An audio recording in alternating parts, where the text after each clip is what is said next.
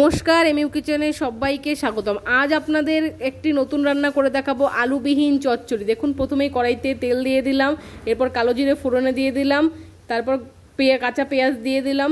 দেখুন, পেঁয়াজটা ভালো করে ভাজা ভাজা করে নেবো। এরপর কাঁচা লঙ্কা দিয়ে দিলাম, কাঁচা লঙ্কাটাও ভালো করে ভেজে নেব। এরপর কেটে রাখা বেগুন আর পটলটা দিয়ে দেব। দেখুন, পটলটা দিয়ে দিলাম, এবার ভালো করে নেড়ে নেব। দেখুন, আমি নেড়ে নিচ্ছি ভালো করে। নেড়ে নেবার পরিমাণ মতো নুন দিয়ে দিলাম, নুন দিয়ে ভালো করে মিশিয়ে নেব সবজিটা। তারপর হলুদ দিয়ে দিলাম পরিমাণ মতো। আপনাদের ভিডিওটা ভালো লাগলে লাইক কমেন্ট শেয়ার সাবস্ক্রাইব করতে ভুলবেন না। চ্যানেলে নতুন হয়ে থাকলে অবশ্যই সাবস্ক্রাইব করবেন। ঠিক আছে, দেখুন এবার 5 মিনিটের জন্য ঢাকা দিয়ে দিলাম।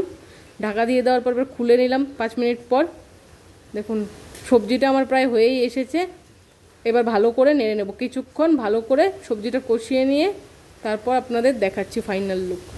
দেখুন, আমার রান্নাটা কমপ্লিট হয়ে গেছে। ভিডিও ভালো লাগলে লাইক কমেন্ট শেয়ার সাবস্ক্রাইব করবেন, আমার পাশে থাকবেন। ধন্যবাদ, সুস্থ থাকবেন। আবার আসছি একটি নতুন ভিডিওর সাথে। ধন্যবাদ।